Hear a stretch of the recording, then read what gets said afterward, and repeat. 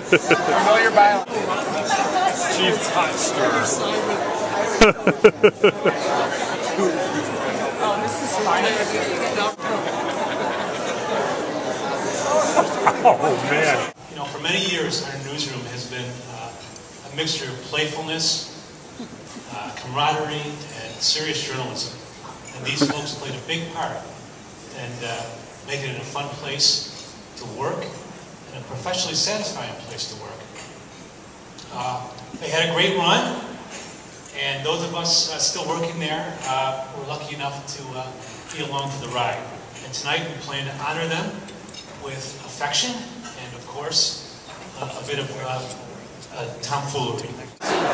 Could there be a more deceiving character than the apparently serious and reserved Peter Simon?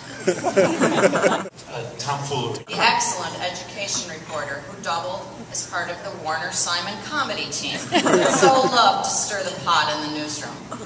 He prided himself on handing out nicknames to people, all of which were bad, and none of which stuck.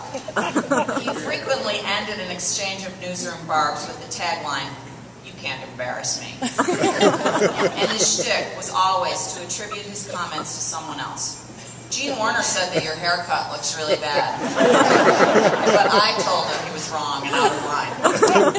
But Pete is also an eloquent public speaker and is passionate about his causes. In the 1980s, he took a leave of absence from the news to become a vocal citizen activist on flooding problems to homes and businesses in Amherst, serving as a spokesman for the residents. As a result, tens of millions of dollars in flooding improvements were made in the town. So that's the story. We miss you, we wish you well, and we're grateful for every headline, every story, and most of all, every good laugh. Thank you. Just did a great job, so thank you guys. Peter may have had the best first byline of all. He wrote it on the day Bethlehem and Republic Steel laid off 17,000 workers here. When Apollo 15's astronauts blasted off from the moon after their 3 days historic exploration. When Republicans picked Ned Reagan for county executive. So with what story did editors entrust Peter? A picnic in Bowmansville. A bit of tomfoolery. On August 2nd, Pete's story also included a photograph and an engaging headline. German Americans put oomph in oom-pa-pa at Albert. You can't embarrass me. Pete Simon, soft-spoken, unassuming in the office. It's a far cry from the guy that we really know outside of work. If we're lucky, he and Gene will spare us from doing their Borscht Belt routine later tonight. We can only hope. Tomfoolery. Pete is a consummate professional who always knew just how to tell a story. And he had his beat covered and planned far ahead. I can't tell you how many times I went up to him on a Monday and told him we were scraping the bottom of the barrel and really needed some help and needed a story for Wednesday. He always had an idea, he always delivered, and it was always well worth the space that we planned. We're about to bring tonight's entertainment to a much lower level.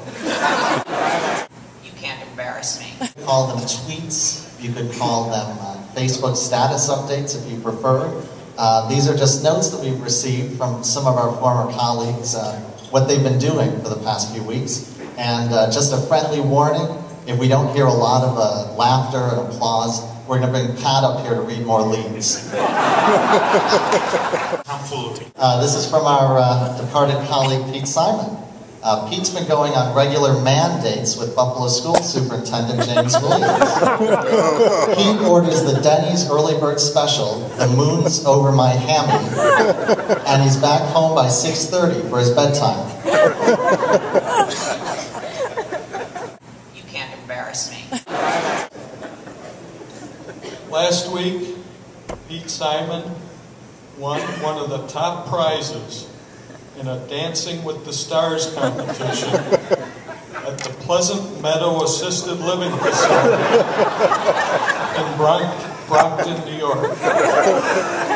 Pete finished first in the bow-legged Jewish septuagenarians division. Congratulations. Will the members of the Lon Hudkins Singers please step forward? And Gino, every couple of the newsroom scene-o, thus we say goodbye to this old pair of Jewish wives. Try and separate them. It's an illusion. Jesters of the lunchroom table linked in their collusion. Keith and Gino in their glory. The Statler Waldorf of the Muppet story. Cliches, lunchroom stories about the old days.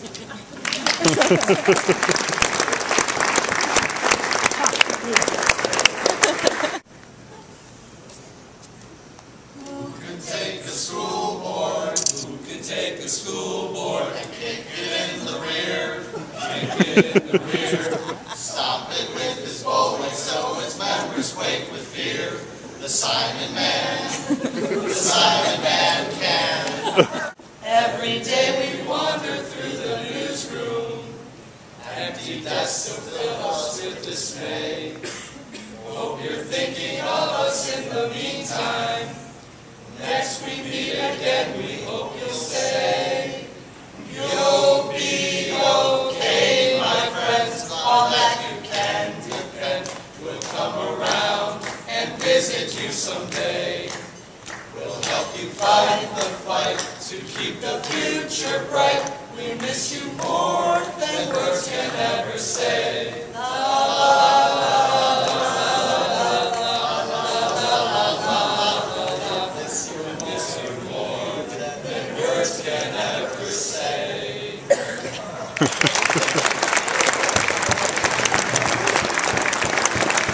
Peter Simon, a teller of stories, some of them true.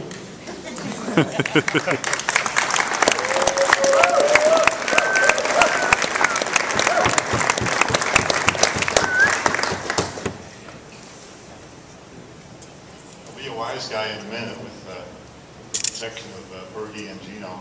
But for now, I just want to thank all of you for your friendship over the years, for making the news a great place to work and make a career, and to the committee for this beautiful event tonight, especially the Alonzo J. Hudkins Multicultural Interdenominational Song and Dance Troupe. Let's get it right.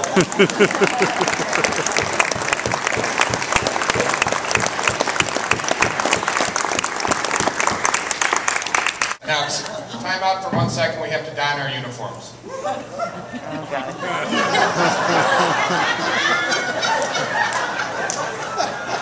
That's in case you thought it was 3 Catholics getting up to regalia. Bucky went to lunch one day. He was in a kind of solitary mood. He took Bobby McCarthy's New York Times with him. He sat down at a restaurant in Cobblestone District, is that what they call it? He sat down by himself and started reading the paper and he ordered his lunch. And the guy a couple tables down sat down. And for whatever reason, Bucky just didn't like it. And the longer he sat there, the more angry he got, until Bucky finally got up from his lunch, walked over to the table, and killed the man with his bare hands. Then he went back to his lunch, finished eating, as if nothing happened, walked back to the news, sat down at his desk, and wrote the man's oath. That's cold. It's a true story, too. These folks, let's give these 9 retirees one last chance.